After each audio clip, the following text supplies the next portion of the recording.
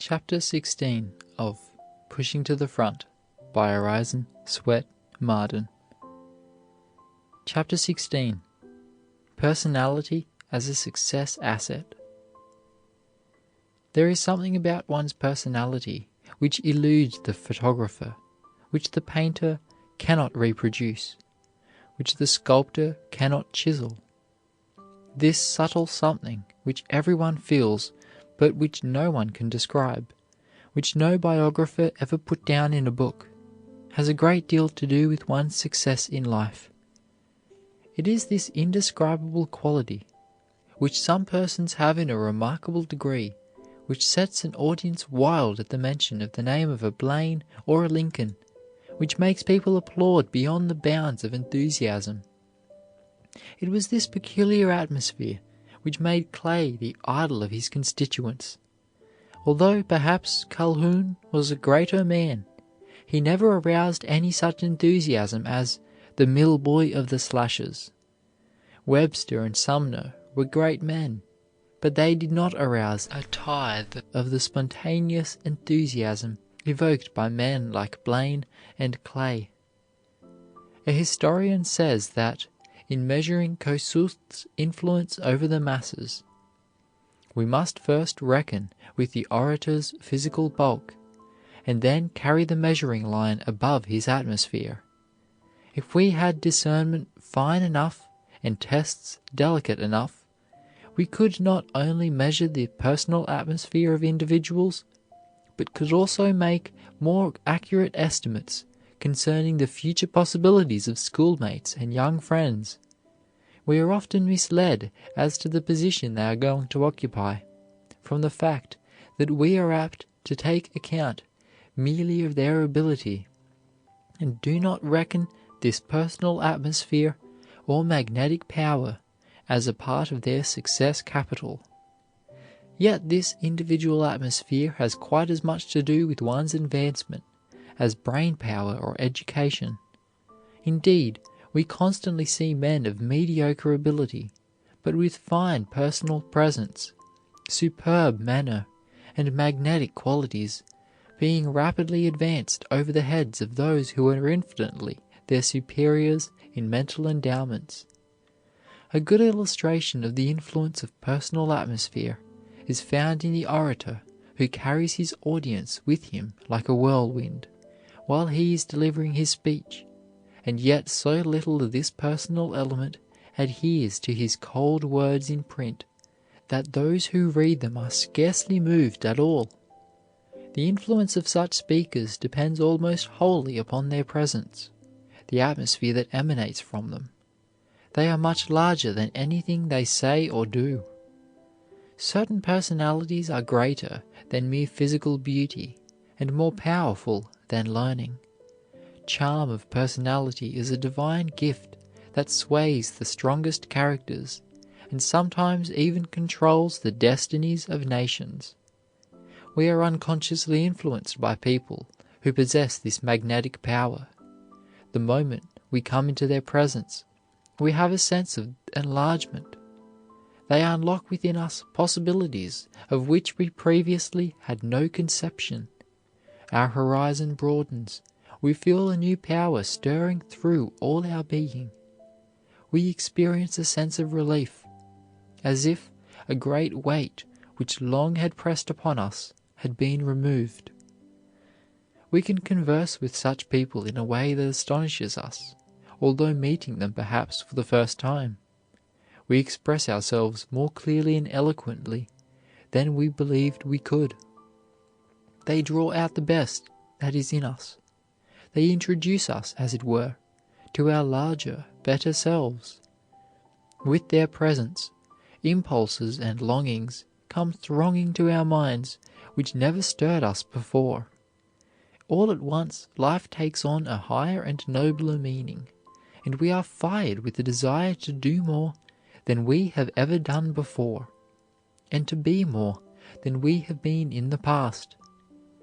A few minutes before, perhaps, we were sad and discouraged, when, suddenly, the flashlight of a potent personality of this kind has opened a rift in our lives and revealed to us hidden capabilities.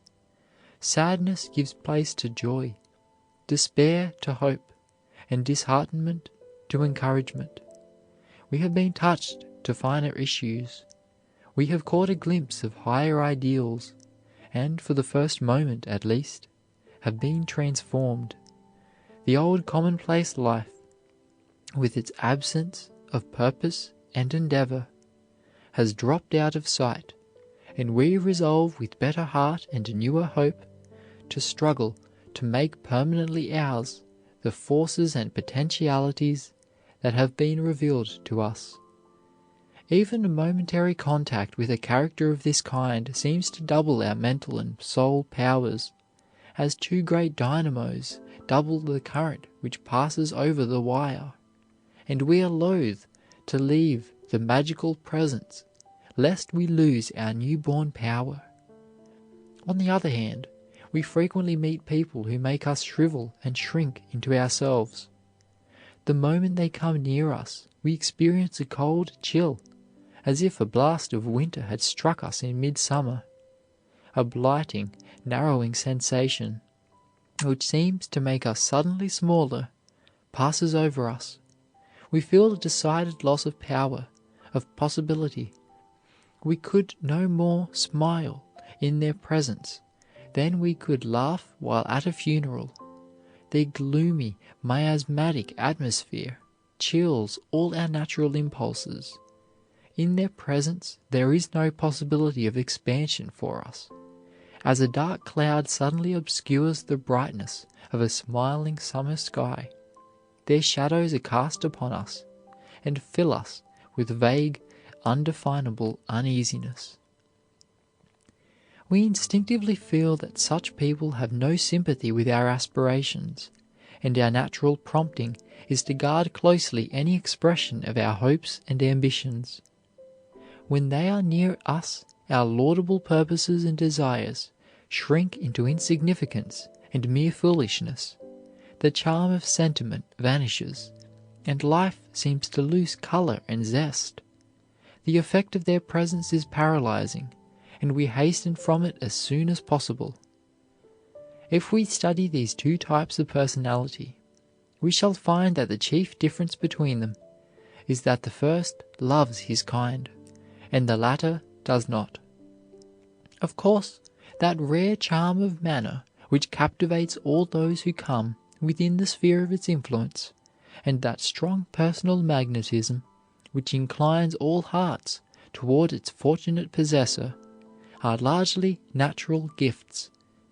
But we shall find that the man who practices unselfishness, who is genuinely interested in the welfare of others, who feels it a privilege to have the power to do a fellow creature a kindness, even though polished manners and a gracious presence may be conspicuous by their absence, will be an elevating influence wherever he goes.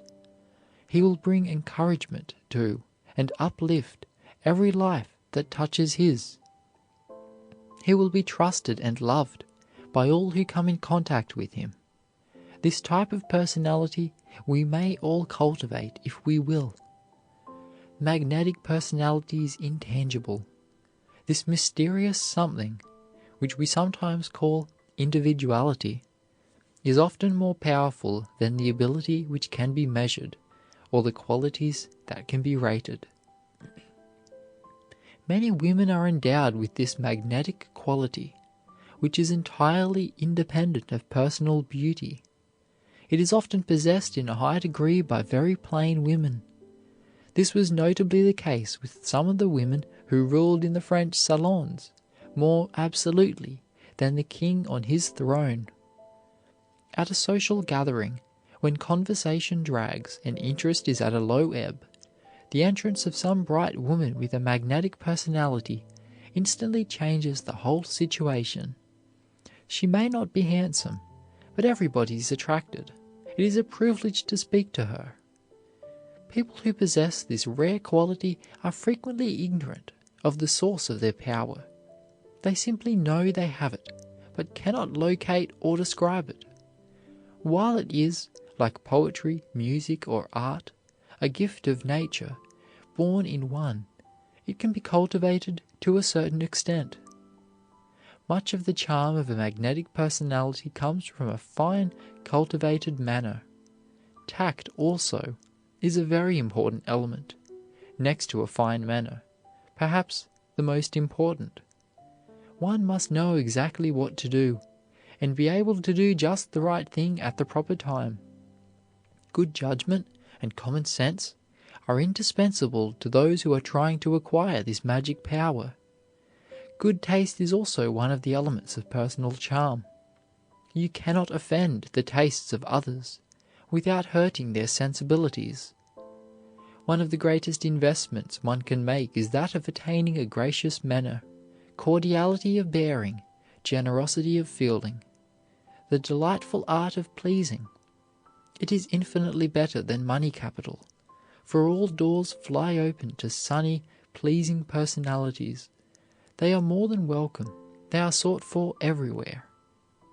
Many a youth owes his promotion or his first start in life to the disposition to be accommodating, to help along wherever he could. This was one of Lincoln's chief characteristics. He had a passion for helping people, for making himself agreeable under all circumstances. Mr. Herndon, his law partner, says, "When the Routledge Tavern, where Lincoln boarded, was crowded, he would often give up his bed and sleep on the counter in his store with a roll of calico for his pillow. Somehow everybody in trouble turned to him for help." This generous desire to assist others and to return kindnesses especially endeared Lincoln to the people. The power to please is a tremendous asset. What can be more valuable than a personality which always attracts, never repels? It is not only valuable in business, but also in every field of life.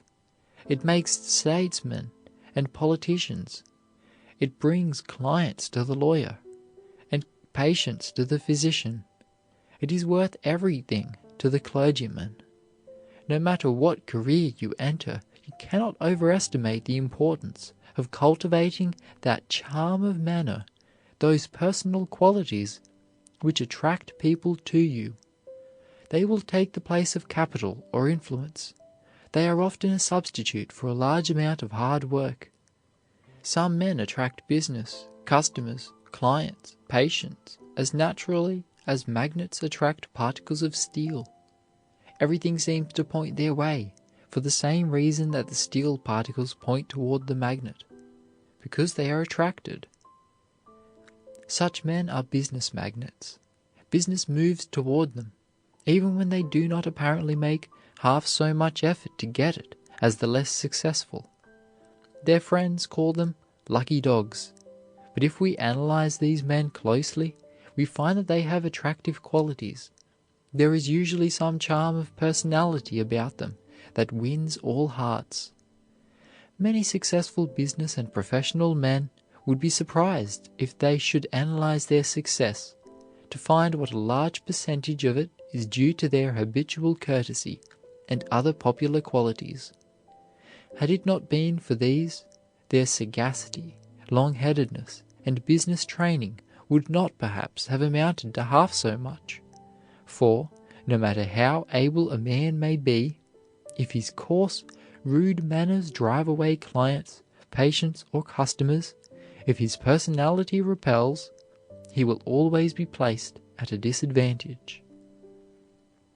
It pays to cultivate popularity. It doubles success possibilities, develops manhood, and builds up character. To be popular, one must strangle selfishness. He must keep back his bad tendencies. He must be polite, gentlemanly, agreeable, and companionable. In trying to be popular, he is on the road to success and happiness as well. The ability to cultivate friends is a powerful aid to success. It is capital which will stand by one when panics come, when banks fail, when business concerns go to the wall. How many men have been able to start again after having everything swept away by fire or flood, or some other disaster, just because they had cultivated popular qualities, because they had learned the art of being agreeable, of making friends, and holding them with hooks of steel. People are influenced powerfully by their friendships, by their likes and dislikes, and a popular business or professional man has every advantage in the world over a cold, indifferent man, for customers, clients, or patients will flock to him. Cultivate the art of being agreeable. It will help you to self-expression as nothing else will. It will call out your success qualities. It will broaden your sympathies. It is difficult to conceive of any more delightful birthright than to be born with this personal charm. And yet it is comparatively easy to cultivate, because it is made up of so many other qualities, all of which are cultivatable.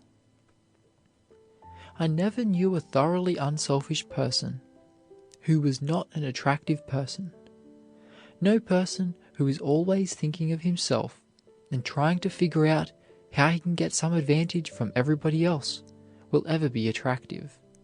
We are naturally disgusted with people who are trying to get everything for themselves and never think of anybody else. The secret of pleasing is in being pleasant yourself, in being interesting. If you would be agreeable, you must be magnanimous. The narrow, stingy soul is not lovable. People shrink from such a character. There must be heartiness in the expression, in the smile, in the handshake, in the cordiality, which is unmistakable. The hardest natures cannot resist these qualities any more than the eyes can resist the sun. If you radiate sweetness and light, people will love to get near you, for we are all looking for the sunlight, trying to get away from the shadows. It is unfortunate that these things are not taught more in the home and in the school, for our success and happiness depend largely upon them.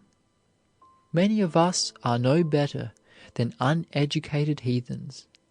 We may know enough, but we give ourselves out stingily, and we live narrow and reserved lives, when we should be broad, generous, sympathetic, and magnanimous. Popular people, those with great personal charm, take infinite pains to cultivate all the little graces and qualities which go to make up popularity. If people who are naturally unsocial would only spend as much time and take as much pains as people who are social favorites in making themselves popular, they would accomplish wonders. Everybody is attracted by lovable qualities and is repelled by the unlovely wherever found. The whole principle of an attractive personality lives in this sentence: a fine manner pleases, a coarse, brutal manner repels. We cannot help being attracted to one who is always trying to help us, who gives us his sympathy, who is always trying to make us comfortable and to give us every advantage he can. On the other hand, we are repelled by people who are always trying to get something out of us, who elbow their way in front of us to get the best seat in a car or a hall, who are always looking for the easiest chair or for the choicest bits at the table, who are always wanting to be waited on first at the restaurant or hotel, regardless of others.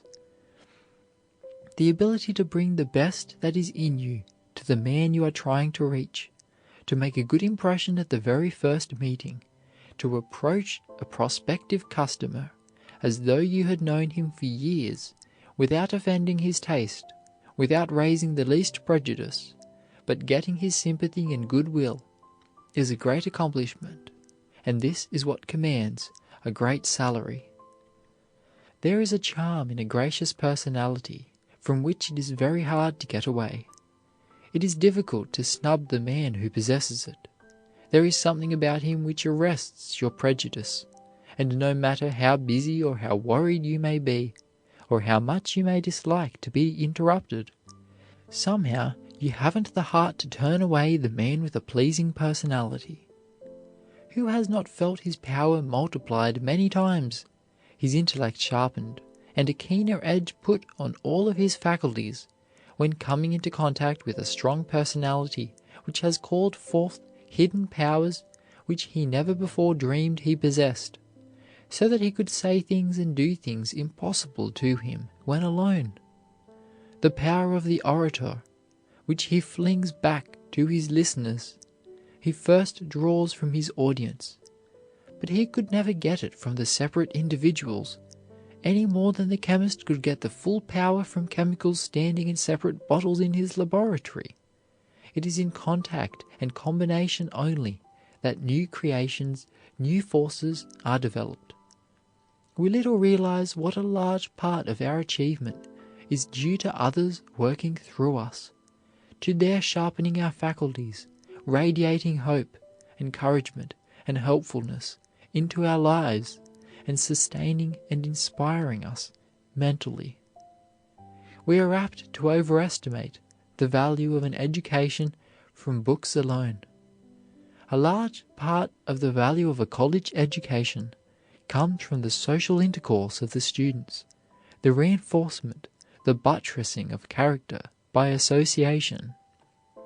Their faculties are sharpened and polished by the attrition of mind with mind and the pitting of brain against brain, which stimulate ambition, brighten the ideals, and open up new hopes and possibilities. Book knowledge is valuable, but the knowledge which comes from mind intercourse is invaluable. Two substances totally unlike, but having a chemical affinity for each other, may produce a third infinitely stronger than either, or even both of those which unite. Two people with a strong affinity often call into activity in each other a power which neither dreamed he possessed before. Many an author owes his greatest book, his cleverest saying, to a friend who has aroused in him latent powers which otherwise might have remained dormant. Artists have been touched by the power of inspiration through a masterpiece, or by someone they happened to meet who saw in them what no one else had ever seen, the power to do an immortal thing. The man who mixes with his fellows is ever on a voyage of discovery, finding new islands of power in himself, which would have remained forever hidden but for association with others. Everybody he meets has some secret for him, if he can only extract it, something which he never knew before, something which will help him on his way, something which will enrich his life. No man finds himself alone. Others are his discoverers. It is astonishing how much you can learn from people in social intercourse when you know how to look at them rightly. But it is a fact that you can only get a great deal out of them by giving them a great deal of yourself. The more you radiate yourself, the more magnanimous you are, the more generous of yourself, the more you fling yourself out to them without reserve, the more you will get back. You must give much in order to get much. The current will not set toward you until it goes out from you. About all you can get from others is a reflex of the currents from yourself. The more generously you give, the more you get in return. You will not receive if you give out stingily, narrowly, meanly. You must give of yourself in a wholehearted, generous way, or you will receive only stingy rivulets when you might have had great rivers and torrents of blessings. A man who might have been symmetrical, well-rounded, had he availed himself of every opportunity of touching life along all sides, remains a pygmy in everything except his own little specialty, because he did not cultivate his social side. It is always a mistake to miss an opportunity of meeting with our kind, and especially of mixing with those above us, because we can always carry away something of value. It is through social intercourse that our rough corners are rubbed off, that we become polished and attractive.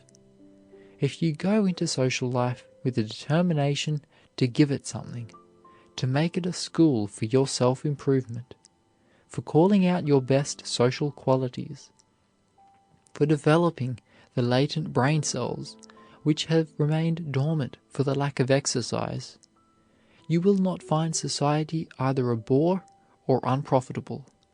You must give it something, or you will not get anything. When you learn to look upon every one you meet as holding a treasure, something which will enrich your life, which will enlarge and broaden your experience, and make you more of a man, you will not think the time in the drawing room wasted. The man who is determined to get on will look upon every experience as an educator, as a culture chisel, which will make his life a little more shapely and attractive. Frankness of manner is one of the most delightful of traits in young or old. Everybody admires the open-hearted, the people who have nothing to conceal, and who do not try to cover up their faults and weaknesses. They are, as a rule, large-hearted and magnanimous. They inspire love and confidence, and, by their very frankness and simplicity, invite the same qualities in others. Secretiveness repels as much as frankness attracts. There is something about the very inclination to conceal or cover up which arouses suspicion and distrust. We cannot have the same confidence in people who possess this trait, no matter how good they may seem to be, as in frank, sunny natures. Dealing with these secretive people is like traveling on a stagecoach on a dark night. There is always a feeling of uncertainty. We may come out all right, but there is a lurking fear of some pitfall or unknown danger ahead of us. We are uncomfortable because of the uncertainties. They may be all right and may deal squarely with us, but we are not sure and cannot trust them. No matter how polite or gracious a secretive person may be, we can never rid ourselves of the feeling that there is a motive behind his graciousness, and that he has an ulterior purpose in view. He is always more or less of an enigma, because he goes through life wearing a mask. He endeavors to hide every trait that is not favorable to himself. Never, if he can help it, do we get a glimpse of the real man. How different the man who comes out in the open, who has no regrets, who reveals his heart to us, and who is frank, broad, and liberal. How quickly he wins our confidence. How we all like and trust him. We forgive him for many a slip or weakness, because he is always ready to confess his faults and to make amends for them. If he has bad qualities, they are always in sight, and we are ready to make allowances for them. His heart is sound and true. His sympathies are broad and active. The very qualities he possesses, frankness and simplicity, are conducive to the growth of the highest manhood and womanhood. In the Black Hills of South Dakota, there lived a humble, ignorant miner who won the love and goodwill of everyone. "You can't help liking him," said an English miner, and when asked why the miners and the people in the town couldn't help liking him, he answered, "Because he has a heart in him. He's a man. He always helps the boys when in trouble. You never go to him for nothing." Bright, handsome young men, graduates of Eastern colleges, were there seeking their fortune. A great many able, strong men, drawn there from different parts of the country by the gold fever. But none of them held the public confidence like this poor man. He could scarcely write his name, and knew nothing of the usages of polite society. Yet he so entrenched himself in the hearts of his community that no other man, however educated or cultured, had the slightest chance of being elected to any office of prominence while Ike was around. He was elected mayor of his town and sent to the legislature, although he could not speak a grammatical sentence. It was all because he had a heart in him. He was a man. End of Chapter 16. Personality as a Success Asset.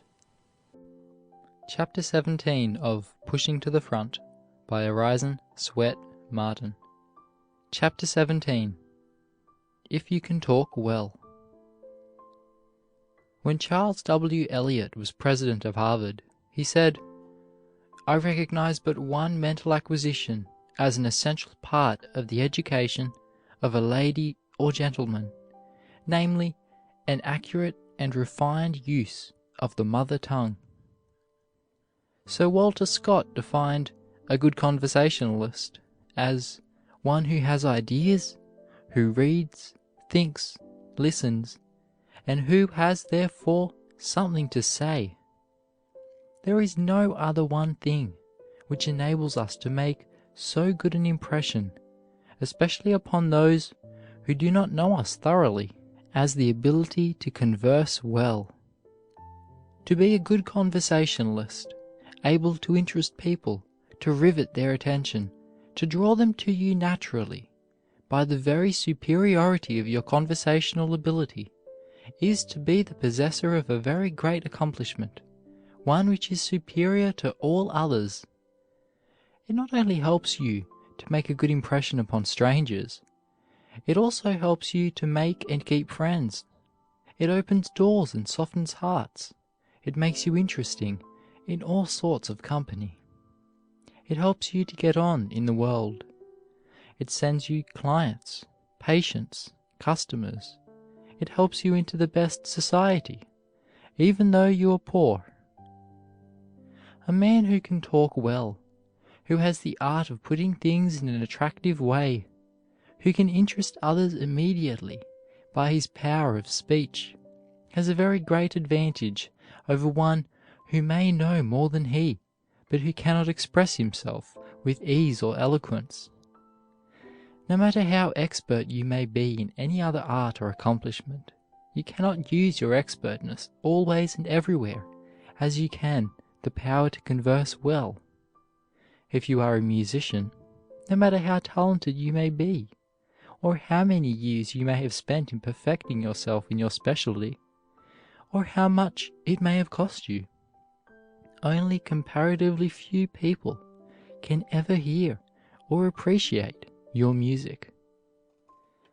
You may be a fine singer, and yet travel around the world without having an opportunity of showing your accomplishment, or without anyone guessing your specialty. But wherever you go, and in whatever society you are, no matter what your station in life may be, you talk. You may be a painter, you may have spent years with great masters, and yet, unless you have very marked ability, so that your pictures are hung in the salons or in the great art galleries, comparatively few people will ever see them. But if you are an artist in conversation, everyone who comes in contact with you will see your life picture, which you have been painting ever since you began to talk. Everyone knows whether you are an artist or a bungler. In fact, you may have a great many accomplishments which people occasionally see or enjoy, and you may have a very beautiful home and a lot of property which comparatively few people ever know about. But if you are a good converser, everyone with whom you talk will feel the influence of your skill and charm. A noted society leader, who has been very successful in the launching of débutantes in society, always gives this advice to her protégés.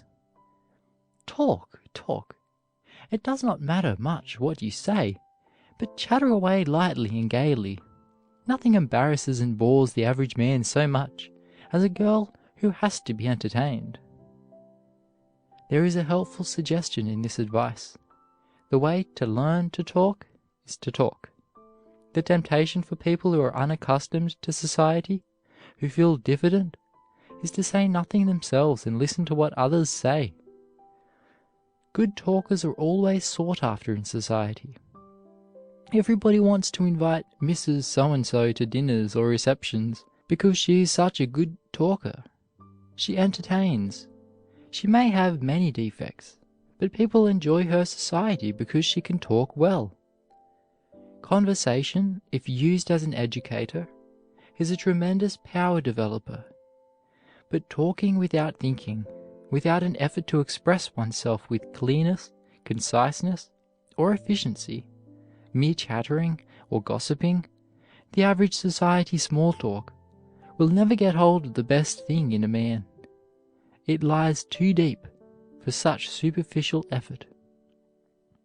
Thousands of young people who envy such of their mates as are getting on faster than they are, keep on wasting their precious evenings and their half-holidays, saying nothing but the most frivolous, frothy, senseless things which do not rise to the level of humor, but the foolish, silly talk which demoralizes one's ambition, lowers one's ideals and all the standards of life, because it begets habits of superficial and senseless thinking. On the streets, on the cars, and in public places, loud, coarse voices are heard in light, flippant, slipshod speech, in coarse slang expressions. "You're talking through your hat." "Search me." "You just bet." "Well, that's the limit." "I hate that man, he gets on my nerves." And a score of other such vulgarities we often hear. Nothing else will indicate your fineness or coarseness of culture, your breeding or lack of it, so quickly as your conversation. It will tell your whole life story. What you say and how you say it will betray all your secrets, will give the world your true measure. There is no accomplishment, no attainment, which you can use so constantly and effectively, which will give you so much pleasure to your friends, as fine conversation. There is no doubt that the gift of language was intended to be a much greater accomplishment than the majority of us have ever made of it.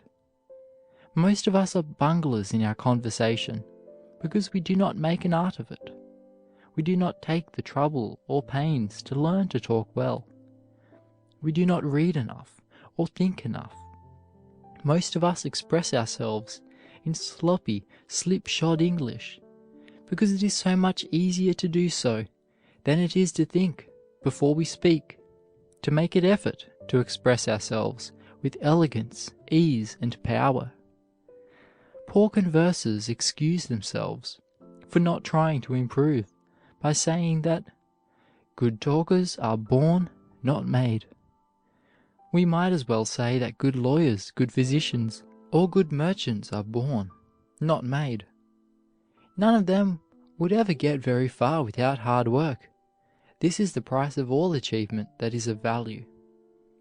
Many a man owes his advancement very largely to his ability to converse well.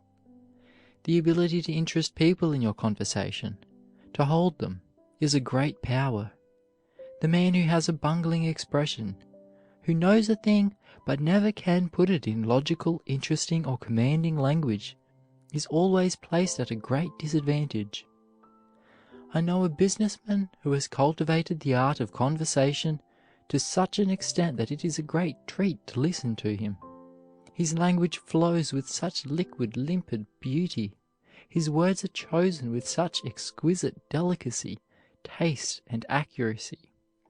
There is such a refinement in his diction that he charms everyone who hears him speak. All his life he has been a reader of the finest prose and poetry, and has cultivated conversation as a fine art. You may think you are poor and have no chance in life. You may be situated so that others are dependent upon you, and you may not be able to go to school or college or to study music or art. You may be tied down to an iron environment. You may be tortured with an unsatisfied, disappointed ambition, and yet you can become an interesting talker, because in every sentence you utter, you can practice the best form of expression. Every book you read, every person with whom you converse, who uses good English, can help you. Few people think very much about how they are going to express themselves. They use the first words that come to them. They do not think of forming a sentence so that it will have beauty, brevity, transparency, power. The words flow from their lips helter-skelter, with little thought of arrangement or order. Now and then we meet a real artist in conversation, and it is such a treat and delight that we wonder why the most of us should be such bunglers in our conversation, that we should make such a botch of the medium of communication between human beings, when it is capable of being made the art of arts. I have met a dozen persons in my lifetime who have given me such a glimpse of its superb possibilities that it has made all other arts seem comparatively unimportant to me. I was once a visitor at Wendell Phillips' home in Boston, and the music of his voice, the liquid charm of his words, the purity, the transparency of his diction, the profundity of his knowledge, the fascination of his personality, and his marvelous art of putting things, I shall never forget. He sat down on the sofa beside me, and talked as he would to an old schoolmate, and it seemed to me that I had never heard such exquisite and polished English. I have met several English people who possessed that marvelous power of soul in conversation which charms all who come under its spell. Mrs. Mary A. Livermore, Julia Ward Howe, and Elizabeth S. P. Ward had this wonderful conversational charm, as has ex-President Eliot of Harvard. The quality of the conversation is everything. We all know people who use the choicest language and express their thoughts in fluent, liquid diction, who impress us by the wonderful flow of their conversation, but that is all there is to it. They do not impress us with their thoughts. They do not stimulate us to action. We do not feel any more determined to do something in the world, to be somebody, after we have heard them talk, than we felt before. We know other people who talk very little, but whose words are so full of meat and stimulating brain force that we feel ourselves multiplied many times by the power they have injected into us. In olden times, the art of conversation reached a much higher standard than that of today. The deterioration is due to the complete revolution in the conditions of modern civilization. Formerly, people had almost no other way of communicating their thoughts than by speech. Knowledge of all kinds was disseminated almost wholly through the spoken word. There were no great daily newspapers, no magazines or periodicals of any kind. The great discoveries of vast wealth in the precious minerals, the new world opened up by inventions and discoveries, and the great impetus to ambition have changed all this. In this lightning express age, in these strenuous times, when everybody has the mania to attain wealth and position, we no longer have time to reflect with deliberation and to develop our powers of conversation. In these great newspaper and periodical days, when everybody can get for one or a few cents the news and information which it has cost thousands of dollars to collect, everybody sits behind the morning sheet or is buried in a book or magazine. There is no longer the same need of communicating thought by the spoken word. Oratory is becoming a lost art for the same reason. Printing has become so cheap that even the poorest homes can get more reading for a few dollars than kings and noblemen could afford in the Middle Ages. It is a rare thing to find a polished conversationalist today. So rare is it to hear one speaking exquisite English and using a superb diction that it is indeed a luxury. Good reading, however, will not only broaden the mind and give new ideas, but it will also increase one's vocabulary, and that is a great aid to conversation. Many people have good thoughts and ideas, but they cannot express them because of the poverty of their vocabulary. They have not words enough to clothe their ideas and make them attractive.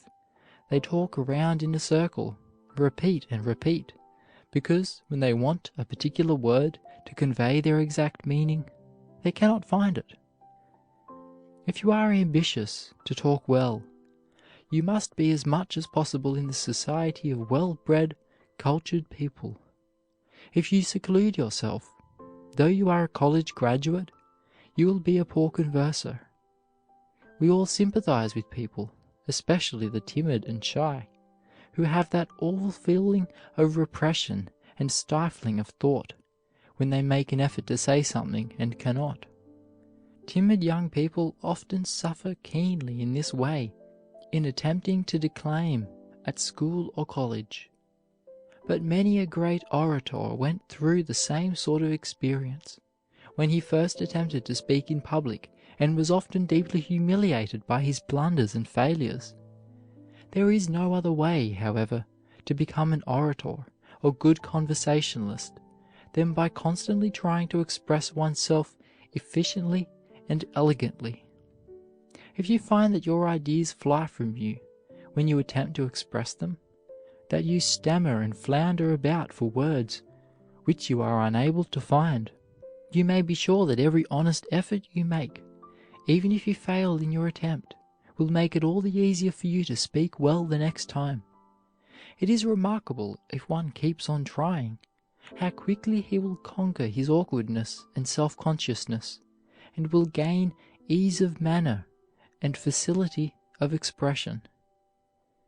Everywhere we see people placed at a tremendous disadvantage because they have never learned the art of putting their ideas into interesting, telling language. We see brainy men at public gatherings, when momentous questions are being discussed, sit silent, unable to tell what they know, when they are infinitely better informed than those who are making a great deal of display of oratory or smooth talk. People with a lot of ability, who know a great deal, often appear like a set of dummies in company, while some superficial, shallow-brained person holds the attention of those present simply because he can tell what he knows in an interesting way. They are constantly humiliated and embarrassed when away from those who happen to know their real worth, because they cannot carry on an intelligent conversation upon any topic. There are hundreds of these silent people at our national capital, many of them wives of husbands who have suddenly and unexpectedly come into political prominence. Many people, and this is especially true of scholars, seem to think that the great desideratum in life is to get as much valuable information into the head as possible. But it is just as important to know how to give out knowledge in a palatable manner as to acquire it.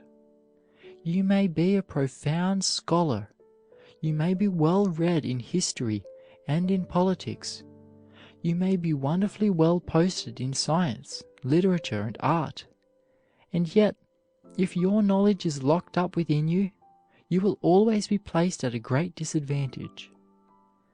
Locked up ability may give the individual some satisfaction, but it must be exhibited, expressed in some attractive way, before the world will appreciate it or give credit for it. It does not matter how valuable the rough diamond may be. No explaining, no describing its marvels of beauty within and its great value would avail. Nobody would appreciate it until it was ground and polished and the light let into its depths to reveal its hidden brilliancy.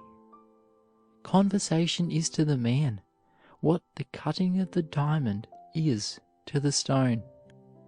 The grinding does not add anything to the diamond, it merely reveals its wealth. How little parents realize the harm they are doing their children by allowing them to grow up ignorant of or indifferent to the marvelous possibilities in the art of conversation. In the majority of homes, children are allowed to mangle the English language in a most painful way.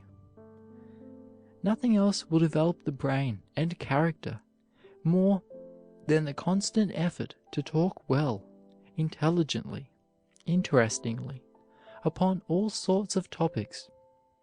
There is a splendid discipline in the constant effort to express one's thoughts in clear language and in an interesting manner. We know people who are such superb conversers that no one would ever dream that they have not had the advantages of the higher schools. Many a college graduate has been silenced and put to shame by people who have never even been to a high school, but who have cultivated the art of self-expression. The school and the college employ the student comparatively a few hours a day for a few years. Conversation is a training in a perpetual school. Many get the best part of their education in this school. Conversation is a great ability discoverer, a great revealer of possibilities and resources. It stimulates thought wonderfully. We think more of ourselves if we can talk well, if we can interest and hold others. The power to do so increases our self-respect, our self-confidence. No man knows what he really possesses until he makes his best effort to express to others what is in him. Then the avenues of the mind fly open, the faculties are on the alert. Every good converser has felt a power come to him from the listener, which he never felt before, and which often stimulates and inspires to fresh endeavor. The mingling of thought with thought, the contact of mind with mind, develops new powers, as the mixing of two chemicals often produces a new third substance. To converse well, one must listen well also, hold oneself in a receptive attitude. We are not only poor conversationalists, but we are poor listeners as well. We are too impatient to listen. Instead of being attentive and eager to drink in the story or the information, we have not enough respect for the talker to keep quiet. We look about impatiently, perhaps snap our watch, play a tattoo with our fingers on a chair or a table, hitch about as if we were bored and were anxious to get away, and interrupt the speaker before he reaches his conclusion. In fact, we are such an impatient people that we have no time for anything excepting to push ahead, to elbow our way through the crowd, to get the position or the money we desire. Our life is feverish and unnatural. We have no time to develop charm of manner or elegance of diction. We are too intense for epigram or repartee. We lack time. Nervous impatience is a conspicuous characteristic of the American people. Everything bores us which does not bring us more business or more money, or which does not help us to attain the position for which we are striving. Instead of enjoying our friends, we are inclined to look upon them as so many rungs in a ladder, and to value them in proportion as they furnish readers for our books, send us patients, clients, customers, or show their ability to give us a boost for political position. Before these days of hurry and drive, before this age of excitement, it was considered one of the greatest luxuries possible to be a listener in a group surrounding an intelligent talker. It was better than most modern lectures, than anything one could find in a book, for there was a touch of personality, a charm of style, a magnetism which held, a superb personality which fascinated. For the hungry soul, yearning for an education, to drink in knowledge from those wise lips, was to be fed with a royal feast indeed. But today, everything is touch and go. We have no time to stop on the street and give a decent salutation. It is, "How do?" or "Morning," accompanied by a sharp nod of the head, instead of by a graceful bow. We have no time for the graces and the charms. Everything must give way to the material. We have no time for the development of a fine manner. The charm of the days of chivalry and leisure has almost vanished from our civilization. A new type of individual has sprung up. We work like Trojans during the day, and then rush to a theatre or other place of amusement in the evening. We have no time to make our own amusement, or to develop the faculty of humor and fun-making as people used to do. We pay people for doing that while we sit and laugh. We are like some college boys who depend upon tutors to carry them through their examinations. They expect to buy their education ready-made.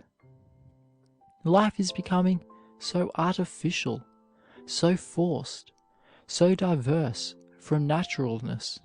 We drive our human engines at such a fearful speed that our finer life is crushed out.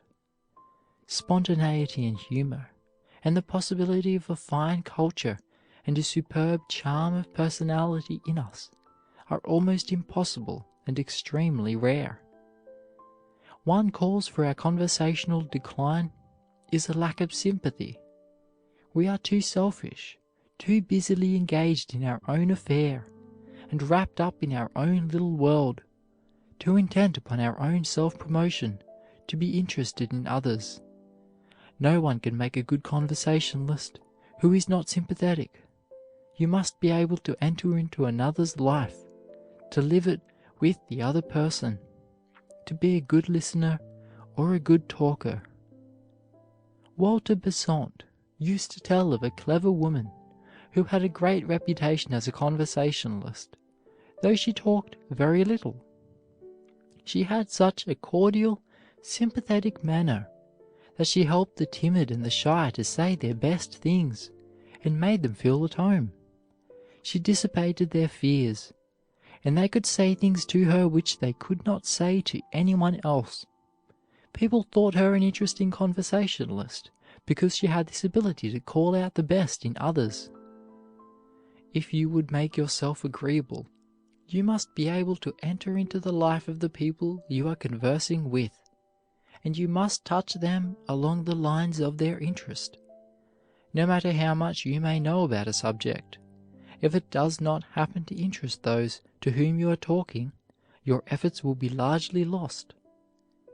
It is pitiable sometimes to see men standing around at the average reception or club gathering, dumb, almost helpless, and powerless to enter heartily into the conversation because they are in a subjective mood.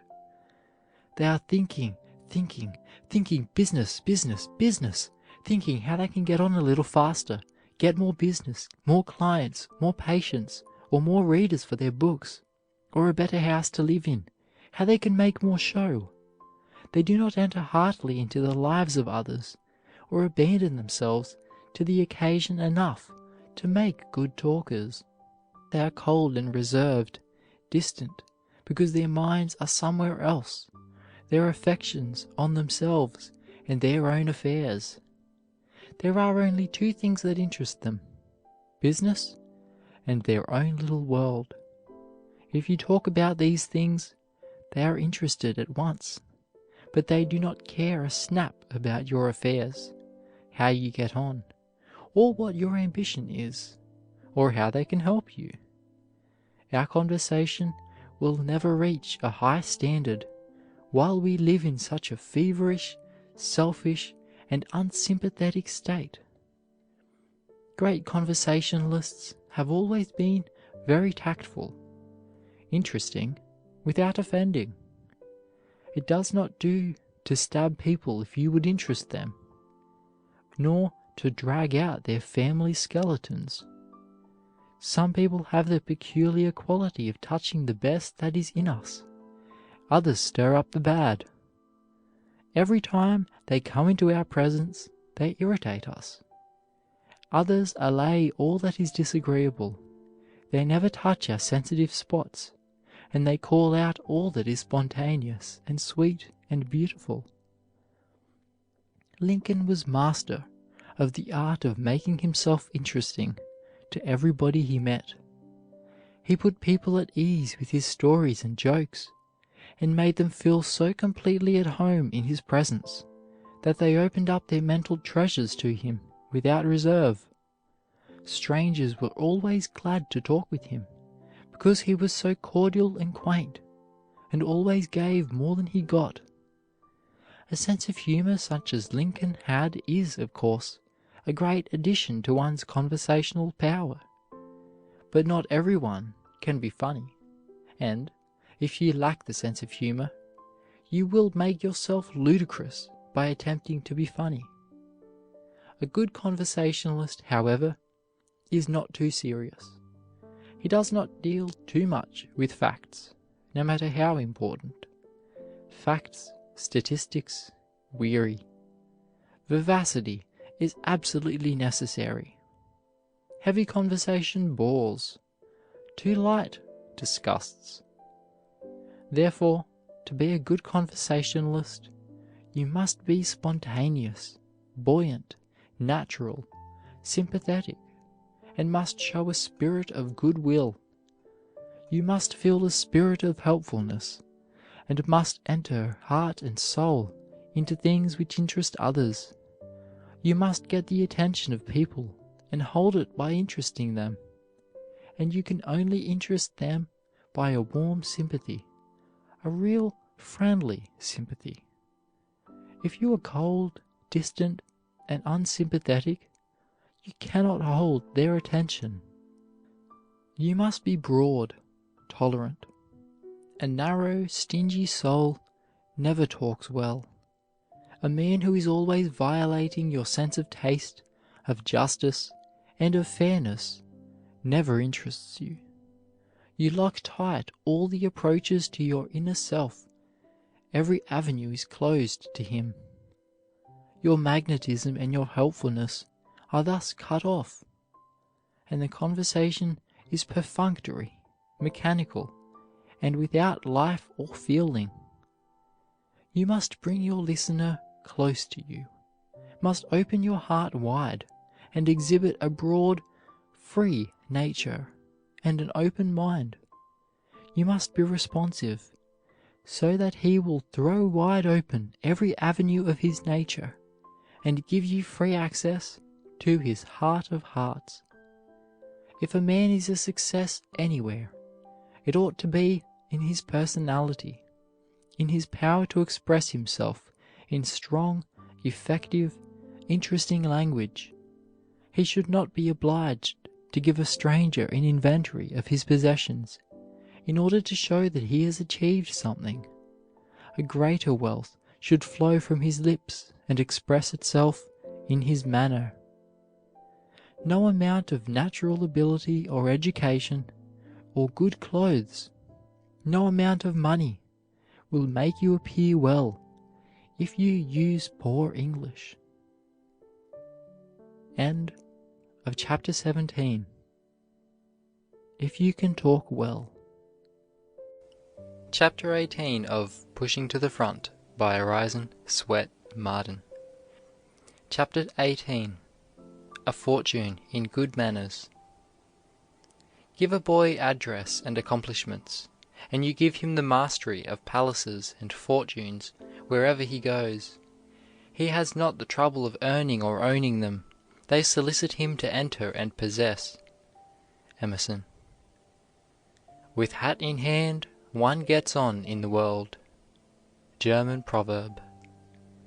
What thou wilt, thou must rather enforce it with thy smile, than hew to it with thy sword.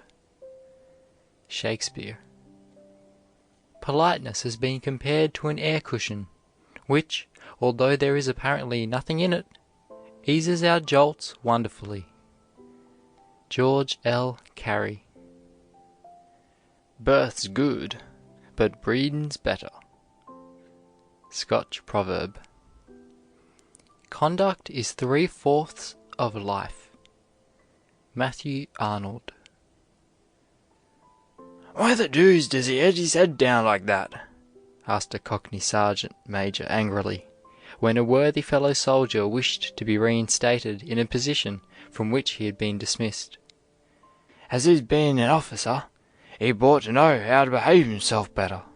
What use would he be as a non-commissioned officer if he didn't care to look his men in the face? If a man wants to be a soldier, he say, let him cock his chin up, switch his stick apart a bit, and give a crack over the head to anybody who comes fooling around him. Else he might just as well be a Methodist parson. The English is somewhat rude, but it expresses pretty forcibly the fact that a good bearing is indispensable to success as a soldier. Mind and manner have much to do with our influence and reputation in any walk of life. "Don't you wish you had my power?" asked the east wind of the zephyr.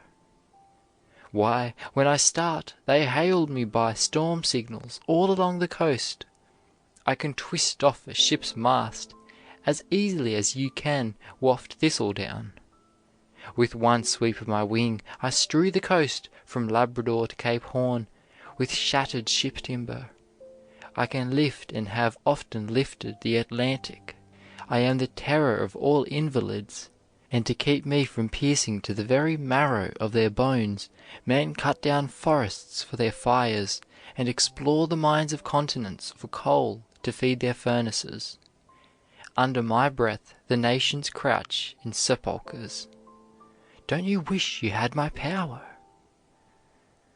Zephyr made no reply, but floated from out the bowers of the sky, and all the rivers and lakes and seas, all the forests and fields, all the beasts and birds and men smiled at its coming. Gardens bloomed, orchards ripened, silver wheat fields turned to gold. Fleecy clouds went sailing in the lofty heaven. The pinions of birds and the sails of vessels were gently wafted onward, and health and happiness were everywhere. The foliage and flowers and fruits and harvests, the warmth and sparkle and gladness and beauty and life were the only answer Zephyr gave to the insolent question of the proud but pitiless east wind. The story goes that Queen Victoria once expressed herself to her husband in rather a despotic tone, and Prince Albert, whose manly self-respect was smarting at her words, sought the seclusion of his own apartment, closing and locking the door. In about 5 minutes someone knocked. "Who is it?" inquired the prince. "It is I. Open to the Queen of England," haughtily responded Her Majesty. There was no reply. After a long interval there came a gentle tapping, and the low spoken words, "It is I, Victoria, your wife." Is it necessary to add that the door was opened, or that the disagreement was at an end? It is said that civility is to a man what beauty is to a woman. It creates an instantaneous impression in his behalf. The monk Basil, according to a quaint old legend, died while under the ban of excommunication by the Pope, and was sent in charge of an angel to find his proper place in the nether world. But his genial disposition and great conversational powers won friends wherever he went. The fallen angels adopted his manner, and even the good angels went a long way to see him and live with him. He was removed to the lowest depths of Hades, but with the same result. His inborn politeness and kindness of heart were irresistible, and he seemed to change the hell into a heaven. At length the angel returned with the monk, saying that no place could be found in which to punish him.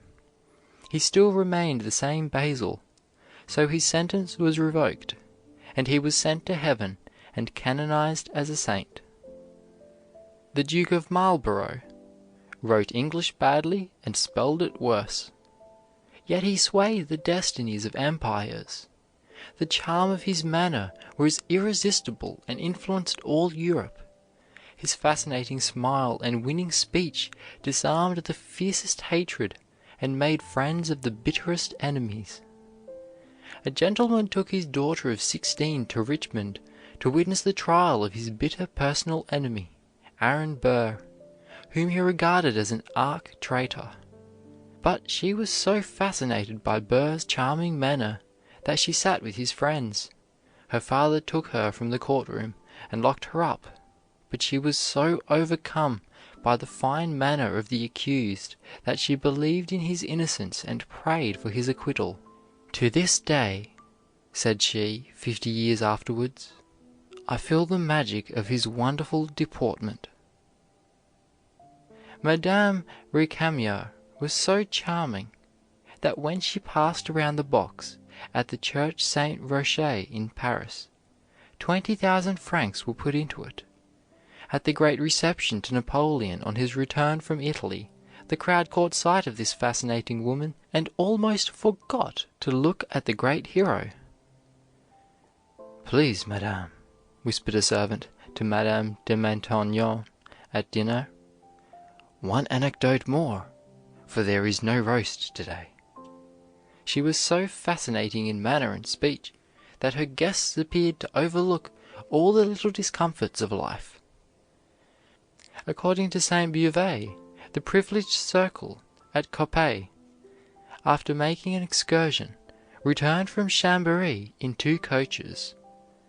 Those arriving in the first coach had a rueful experience to relate: a terrific thunderstorm, shocking roads, and danger and gloom to the whole company. The party in the second coach heard their story with surprise. Of thunderstorm, of steeps, of mud, of danger, they knew nothing. No, they had forgotten earth, and breathed a purer air.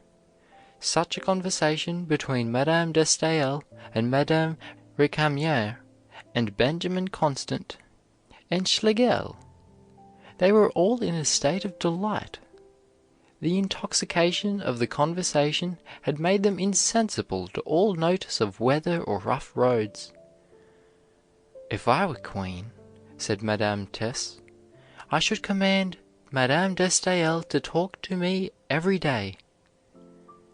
When she had passed, as Longfellow wrote of Evangeline, it seemed like the ceasing of exquisite music.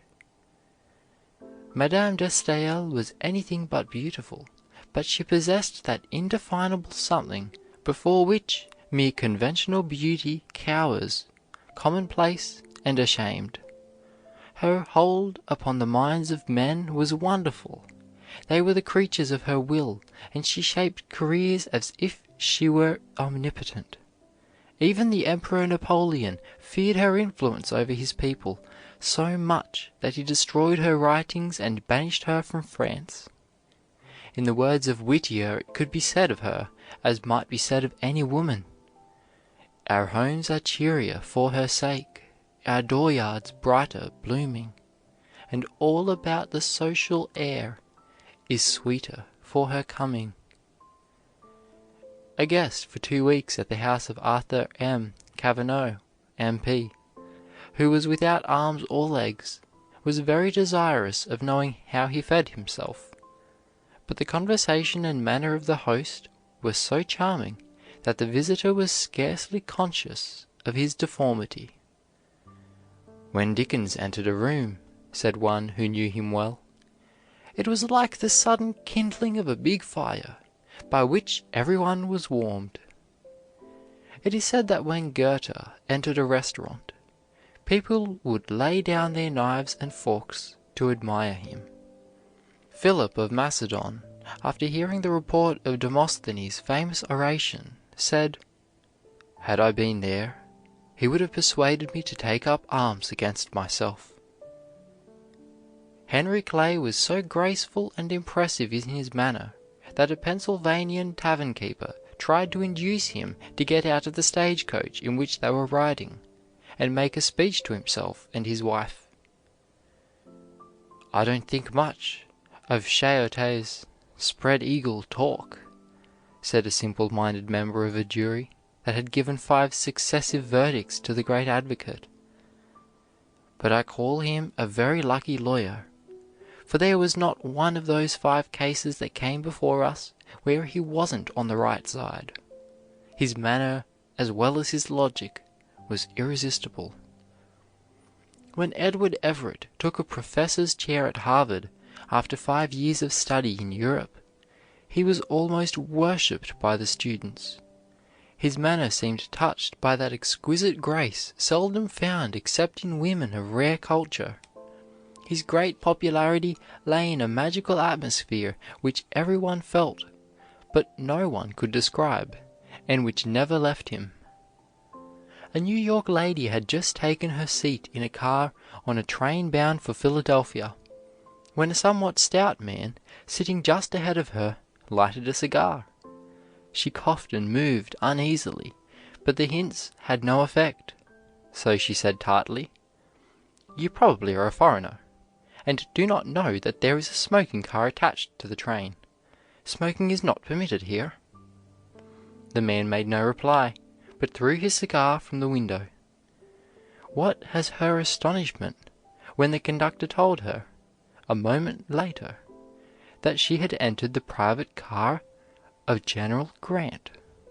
She withdrew in confusion, but the same fine courtesy which led him to give up his cigar was shown again as he spared her the mortification of even a questioning glance, still less of a look of amusement, although she watched his dumb, immovable figure with apprehension until she reached the door.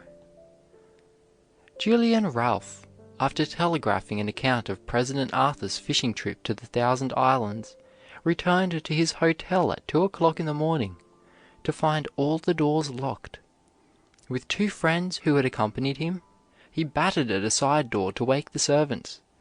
But what was his chagrin when the door was opened by the President of the United States? "Why, that's all right," said Mr. Arthur when Mr. Ralph asked his pardon. "You wouldn't have got in till morning if I had not come. No one is up in the house but me. I could have sent my colored boy, but he had fallen asleep, and I hated to wake him." The late King Edward, when Prince of Wales, the first gentleman in Europe, invited an eminent man to dine with him. When coffee was served, the guest, to the consternation of the others, drank from his saucer. An open titter of amusement went round the table. The prince, quickly noting the cause of the untimely amusement, gravely emptied his cup into his saucer and drank after the manner of his guest. Silent and abashed, the other members of the princely household took the rebuke and did the same. Queen Victoria sent for Carlyle, who was a Scotch peasant, offering him the title of nobleman, which he declined, feeling that he had always been a nobleman in his own right. He understood so little of the manners at court that, when presented to the Queen, after speaking to her a few minutes, being tired, he said, "Let us sit down, madam," whereat the courtiers were ready to faint, but she was great enough and gave a gesture that seated all her puppets in a moment. The Queen's courteous suspension of the rules of etiquette, and what it may have cost her, can be better understood from what an acquaintance of Carlyle said of him when he saw him for the first time. "His presence, in some unaccountable manner, rasped the nerves.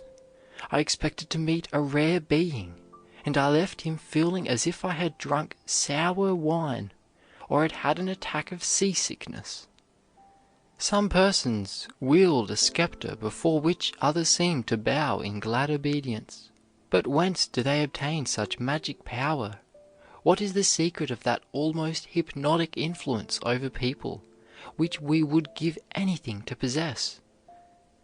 Courtesy is not always found in high places.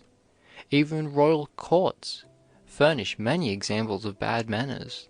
At an entertainment given years ago by Prince Edward and the Princess of Wales, to which only the very cream of society was admitted, there was such pushing and struggling to see the princess, who was then but lately married, that, as she passed through the reception rooms, a bust of the Princess Royal was thrown from its pedestal and damaged, and the pedestal upset, and the ladies, in their eagerness to see the princess, actually stood upon it. When Catherine of Russia gave receptions to her nobles, she published the following rules of etiquette upon cards: Gentlemen will not get drunk before the feast is ended. Noblemen are forbidden to strike their wives in company. Ladies of the court must not wash out their mouths in the drinking glasses, or wipe their faces on the damask, or pick their teeth with forks. But today the nobles of Russia have no superiors in manners. Etiquette originally meant the ticket or tag tied to a bag to indicate its contents. If a bag had this ticket, it was not examined. From this, the word passed to cards upon which were printed certain rules to be observed by guests. These rules were the ticket, or the etiquette. To be the ticket, or, as it was sometimes expressed, to act or talk by the card, became the thing with the better classes. It was fortunate for Napoleon that he married Josephine before he was made commander-in-chief of the armies of Italy. Her fascinating manners and her wonderful powers of persuasion were more influential than the loyalty of any dozen men in France in attaching to him the adherents who would promote his interests. Josephine was to the drawing-room and the salon what Napoleon was to the field, a preeminent leader. The secret of her personality that made her the empress, not only of the hearts of the Frenchmen, but also of the nations her husband conquered, has been beautifully told by herself. "There is only one occasion," she said to a friend, "in which I would voluntarily use the words 'I will,' namely, when I would say, 'I will that all around me be happy.'" It was only a glad "good morning" as she passed along the way, but it spread the morning's glory over the livelong day. A fine manner more than compensates for all the defects of nature. The most fascinating person is always the one of most winning manners, not the one of greatest physical beauty. The Greeks thought beauty was a proof of the peculiar favor of the gods, and considered that beauty only worth adorning and transmitting which was unmarred by outward manifestations of hard and haughty feeling. According to their ideal, beauty must be the expression of attractive qualities within, such as cheerfulness, benignity, contentment, charity, and love. Mirabeau was one of the ugliest men in France. It was said he had "the face of a tiger pitted by smallpox," but the charm of his manner was almost irresistible. Beauty of life and character, as in art, has no sharp angles. Its lines seem continuous, so gently does curve melt into curve. It is sharp angles that keep many souls from being beautiful that are almost so. Our good is less good when it is abrupt, rude, ill-timed, or ill-placed. Many a man and woman might double their influence and success by a kindly courtesy and a fine manner. Tradition tells us that before Apelles painted his wonderful goddess of beauty, which enchanted all Greece, he traveled for years observing fair women, that he might embody in his matchless Venus a combination of the loveliest found in all. So the good-mannered study, observe, and adopt all that is finest and most worthy of imitation in every cultured person they meet. "Throw a bone to a dog," said a shrewd observer, "and he will run off with it in his mouth, but with no vibration in his tail. Call the dog to you, pat him on the head, let him take the bone from your hand, and his tail will wag with gratitude. The dog recognizes the good deed and the gracious manner of doing it.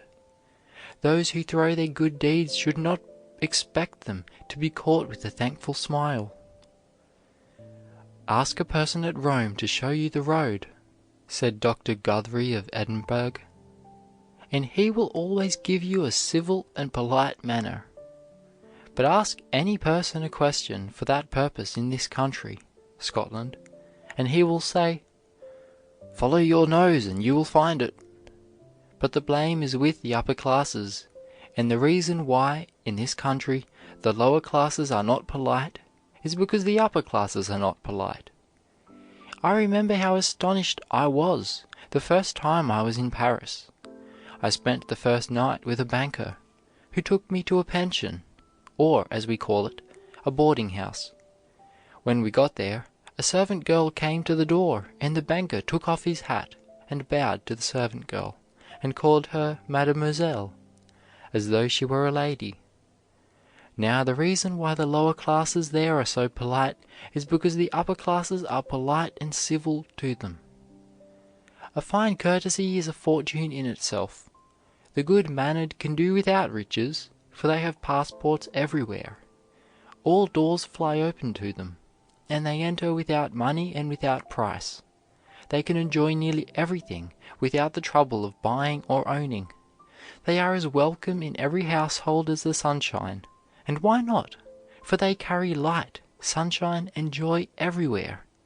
They disarm jealousy and envy, for they bear good will to everybody. Bees will not sting a man smeared with honey. "A man's own good breeding," says Chesterfield, "is the best security against other people's ill manners.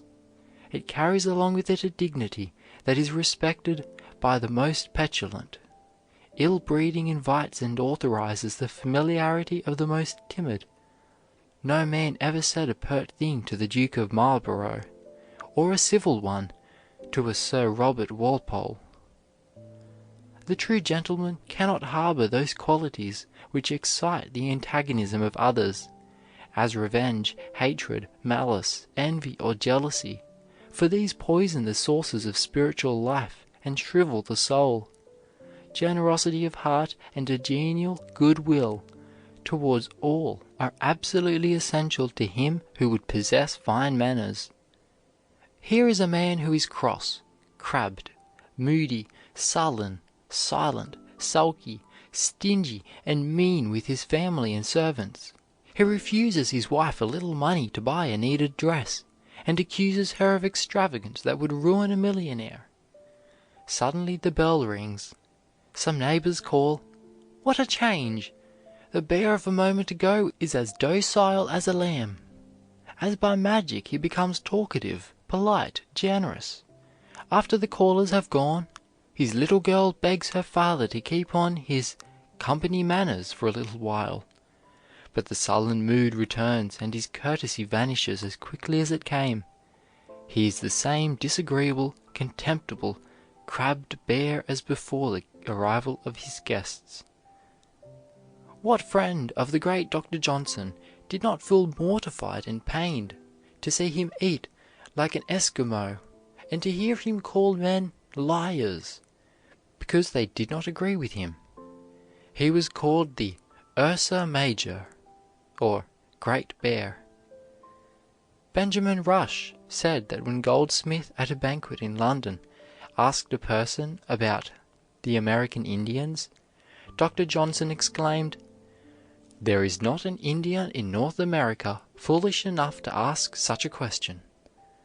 "Sir," replied Goldsmith, "there is not a savage in America rude enough to make such a speech to a gentleman."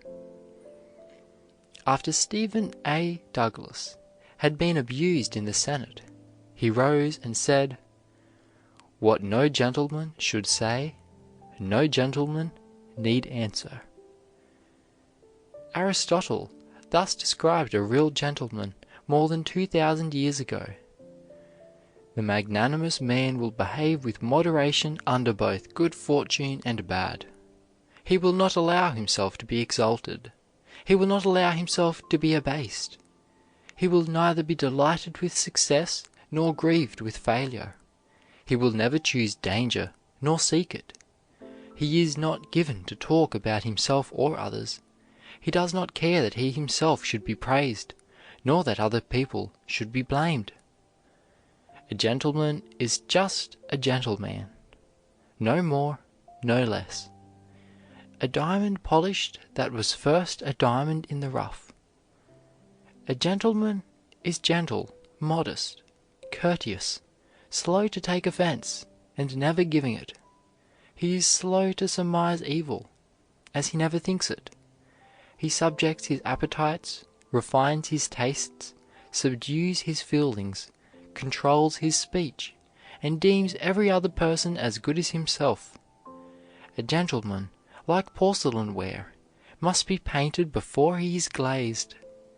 There can be no change after it is burned in, and all that is put on afterwards will wash off. He who has lost all but retains his courage, cheerfulness, hope, virtue, and self-respect is a true gentleman, and is rich still.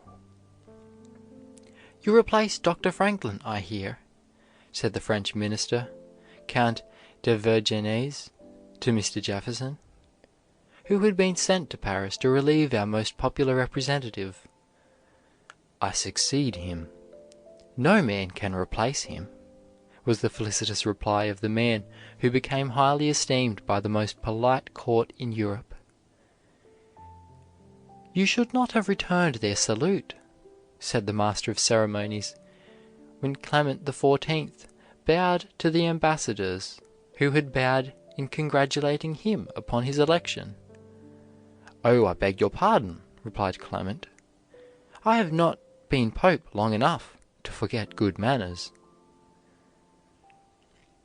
Cowper says, "A modest, sensible, and well-bred man would not insult me, and no other can." "I never listen to calumnies," said Montesquieu, "because if they are untrue, I run the risk of being deceived, and if they are true, of hating people not worth thinking about." "I think," says Emerson, "Hans Andersen's story of the cobweb cloth, woven so fine that it was invisible, woven for the king's garment, must mean manners, which do really clothe a princely nature."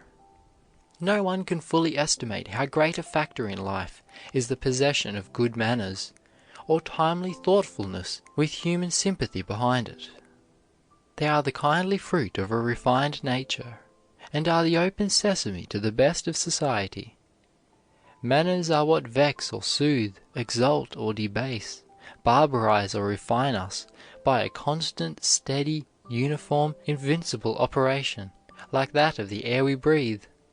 Even power itself has not half the might of gentleness, that subtle oil which lubricates our relations with each other, and enables the machinery of society to perform its functions without friction. "Have you not seen in the woods in a late autumn morning," asks Emerson, "a poor fungus or mushroom, a plant without any solidity, nay, that seemed nothing but a soft mush or jelly, by its constant, total, and inconceivably gentle pushing, managed to break its way up through the frosty ground, and actually to lift a hard crust on its head. It is the symbol of the power of kindness." "There is no policy like politeness," says Magoon, "since a good manner often succeeds where the best tongue has failed. The art of pleasing is the art of rising in the world. The politest people in the world, it is said, are the Jews. In all ages they have been maltreated and reviled, and despoiled of their civil privileges and their social rights. Yet are they everywhere polite and affable.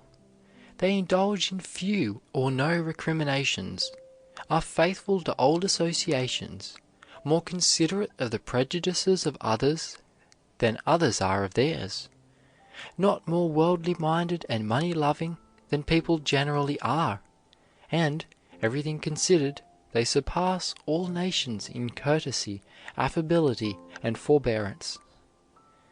Men, like bullets," says Richter, go farthest when they are smoothest. Napoleon was much displeased on hearing that Josephine had permitted General Lorges, a young and handsome man, to sit beside her on the sofa. Josephine explained that, instead of its being General Lorges, it was one of the aged generals of his army, entirely unused to the customs of courts. She was unwilling to wound the feelings of the honest old soldier, and so allowed him to retain his seat. Napoleon commended her highly for her courtesy. President Jefferson was one day riding with his grandson, when they met a slave who took off his hat and bowed. The president returned the salutation by raising his hat, but the grandson ignored the civility of the Negro. "Thomas," said the grandfather, "do you permit a slave to be more of a gentleman than yourself?" "Lincoln was the first great man I talked with freely in the United States," said Fred Douglass, "who in no single instance reminded me of the difference between himself and me, of the difference in color." "Eat at your own table," says Confucius, "as you would eat at the table of the king." If parents were not careless about the manners of their children at home, they would seldom be shocked or embarrassed at their behavior abroad. James Russell Lowell was as courteous to a beggar as to a lord, and was once observed holding a long conversation in Italian with an organ grinder, whom he was questioning about scenes in Italy with which they were each familiar. In hastily turning the corner of a crooked street in London, a young lady ran with great force against a ragged beggar boy, and almost knocked him down.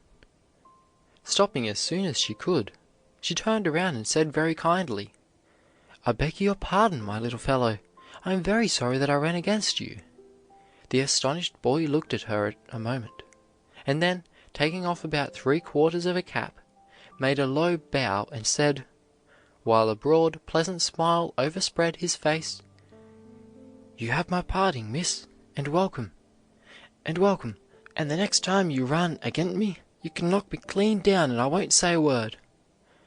After the lady had passed on, he said to a companion, "I say, Jim, it's the first time I ever had anybody ask me pardon, and it kind of took me off my feet." "Respect the burden, madam, respect the burden," said Napoleon, as he courteously stepped aside at St. Helena to make way for a laborer bending under a heavy load, while his companion seemed inclined to keep the narrow path. A Washington politician went to visit Daniel Webster at Marshfield, Massachusetts, and in taking a short cut to the house, he came to a stream which he could not cross. Calling to a rough-looking farmer near by, he offered a quarter to be carried to the other side.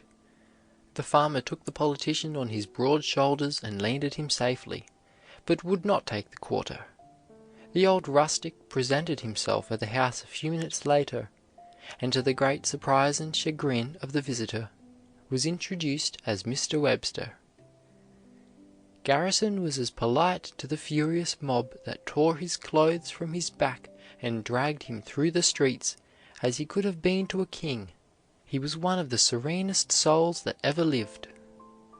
Christ was courteous even to his persecutors, and in terrible agony on the cross he cried, "Father, forgive them, for they know not what they do." St. Paul's speech before Agrippa is a model of dignified courtesy, as well as of persuasive eloquence. Good manners often prove a fortune to a young man. Mr. Butler, a merchant in Providence, R.I., had once closed his store, and was on his way home when he met a little girl who wanted a spool of thread. He went back, opened the store, and got the thread.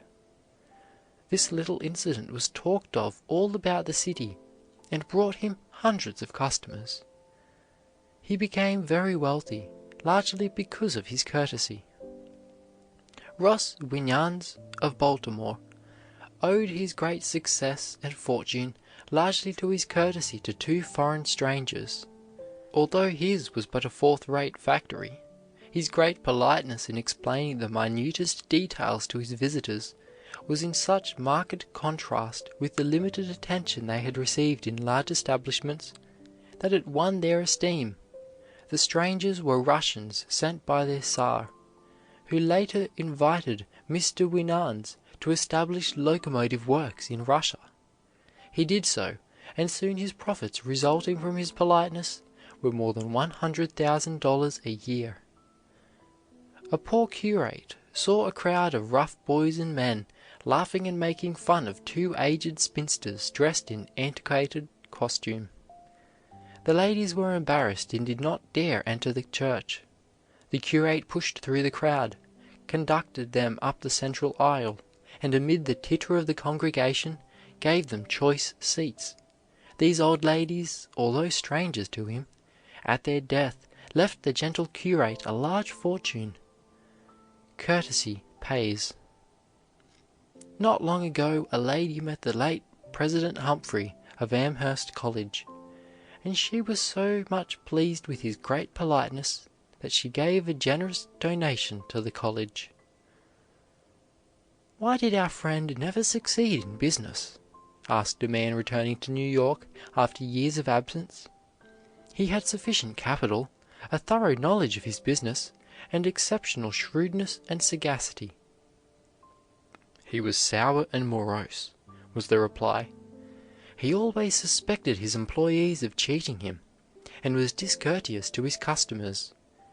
Hence, no man ever put good will or energy into work done for him, and his patrons went to shops where they were sure of civility. Some men almost work their hands off and deny themselves many of the common comforts of life in their earnest efforts to succeed, and yet render success impossible by their cross-grained ungentlemanliness. They repel patronage, and naturally, business which might easily be theirs goes to others who are really less deserving but more companionable. Bad manners often neutralize even honesty, industry, and the greatest energy, while agreeable manners win in spite of other defects. Take two men possessing equal advantages in every other respect. If one be gentlemanly, kind, obliging, and conciliating, and the other disobliging, rude, harsh, and insolent, the former will become rich, while the boorish one will starve. A fine illustration of the business value of good manners is found in the Bon Marché, an enormous establishment in Paris, where thousands of clerks are employed, and where almost everything is kept for sale. The two distinguishing characteristics of the house are one low price to all, and extreme courtesy. Mere politeness is not enough. The employees must try in every possible way to please and to make customers feel at home. Something more must be done than is done in other stores, so that every visitor will remember the Bon Marché with pleasure. By this course, the business has been developed until it is said to be the largest of the kind in the world. Thank you, my dear. Please call again. Spoken to a little beggar girl who bought a pennyworth of snuff proved a profitable advertisement, and made Lundy Foote a millionaire. Many persons of real refinement are thought to be stiff, proud, reserved, and haughty, who are not, but are merely diffident and shy.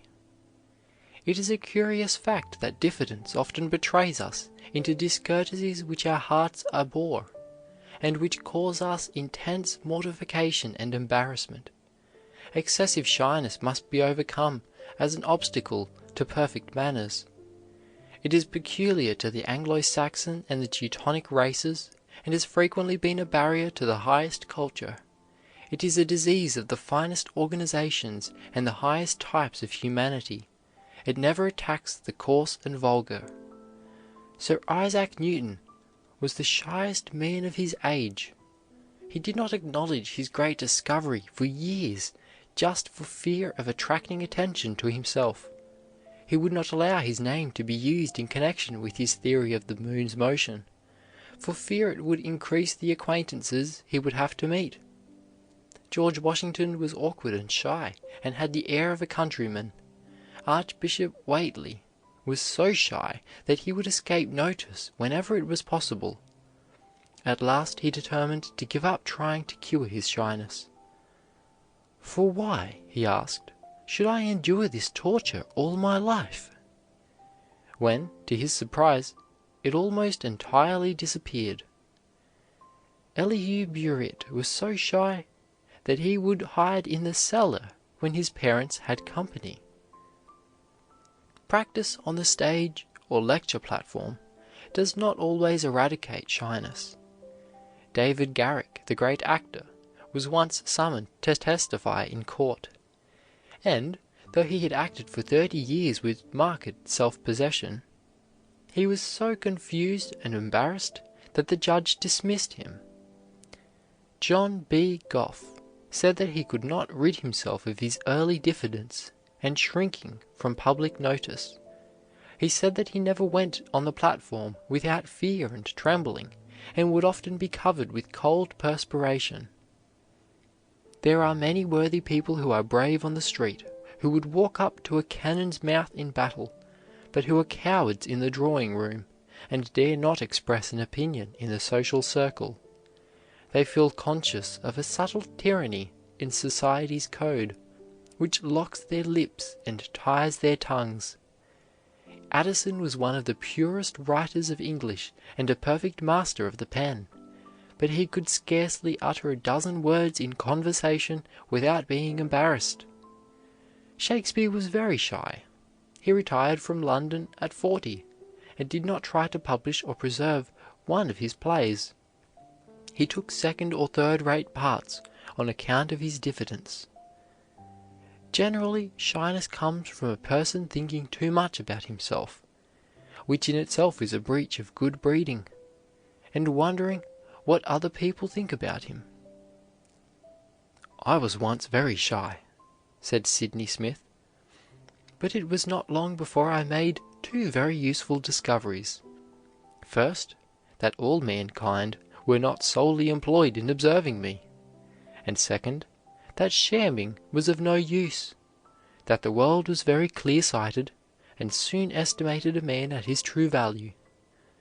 This cured me. What a misfortune it is to go through life apparently encased in ice, yet all the while full of kindly, cordial feeling for one's fellow men. Shy people are always distrustful of their powers, and look upon their lack of confidence as a weakness or lack of ability, when it may indicate quite the reverse. By teaching children early the arts of social life, such as boxing, horseback riding, dancing, elocution, and similar accomplishments, we may do much to overcome the sense of shyness. Shy people should dress well. Good clothes give ease of manner and unlock the tongue. The consciousness of being well dressed gives a grace and ease of manner that even religion will not bestow, while inferiority of garb often induces restraint. As peculiarities in apparel are sure to attract attention, it is well to avoid bright colors and fashionable extremes, and wear plain, well-fitting garments of as good material as the purse will afford. Beauty in dress is a good thing, rail at it who may. But it is a lower beauty, for which a higher beauty should not be sacrificed. They love dress too much who give it their first thought, their best time, or all their money, who for it neglect the culture of the mind or heart, or the claims of others on their service, who care more for dress than for their character, who are troubled more by an unfashionable garment than by a neglected duty.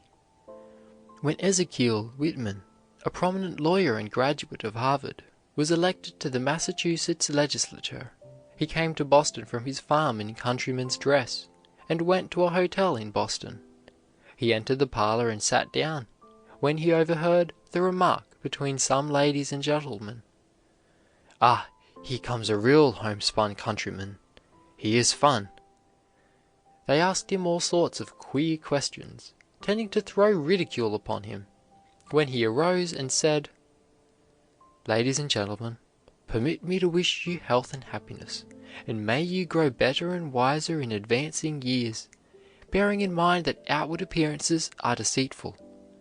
You mistook me, from my dress, for a country booby, while I, from the same superficial cause, thought you were ladies and gentlemen. The mistake has been mutual."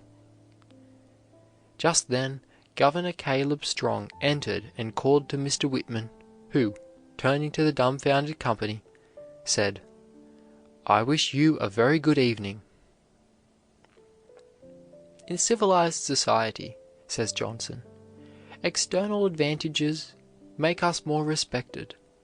A man with a good coat upon his back meets with a better reception than he who has a bad one. One cannot but feel that God is a lover of the beautiful. He has put robes of beauty and glory upon all his works. Every flower is dressed in richness. Every field blushes beneath a mantle of beauty. Every star is veiled in brightness. Every bird is clothed in the habiliments of the most exquisite taste. Some people look upon polished manners as a kind of affectation. They claim admiration for plain, solid, square, rugged characters. They might as well say that they prefer square, plain, unornamented houses made from square blocks of stone. St. Peter's is none the less strong and solid because of its elegant columns and the magnificent sweep of its arches, its carved and fretted marbles of matchless hues. Our manners, like our characters, are always under inspection. Every time we go into society, we must step on the scales of each person's opinion, and the loss or gain from our last weight is carefully noted. Each mentally asks, "Is this person going up or down? Through how many grades has he passed?" For example, young Brown enters a drawing room. All present weigh him in their judgment and silently say, "This young man is gaining. He is more careful, thoughtful, polite, considerate, straightforward, industrious." Besides him stands young Jones. It is evident that he is losing ground rapidly. He is careless, indifferent, rough, does not look you in the eye, is mean, stingy, snaps at the servants, yet is over polite to strangers. And so we go through life tagged with these invisible labels by all who know us. I sometimes think it would be a great advantage if one could read these ratings of his associates. We cannot long deceive the world, for that other self, whoever stands in the shadow of ourselves holding the scales of justice, that telltale in the soul, rushes to the eye or into the manner and betrays us. But manners, while they are the garb of the gentleman, do not constitute or finally determine his character. Mere politeness can never be a substitute for moral excellence, any more than the bark can take the place of the heart of the oak. It may well indicate the kind of wood below, but not always whether it be sound or decayed. Etiquette is but a substitute for good manners, and is often but their mere counterfeit. Sincerity is the highest quality of good manners. The following recipe is recommended to those who wish to acquire genuine good manners. Of unselfishness, 3 drachms. Of the tincture of good cheer, 1 ounce.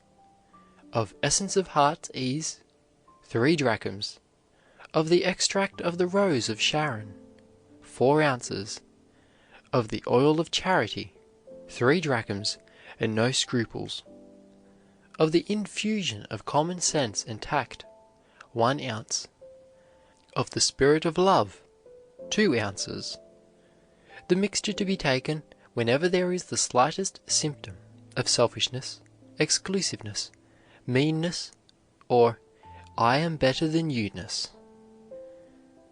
Pattern after him who gave the golden rule, and who was the first true gentleman that ever breathed.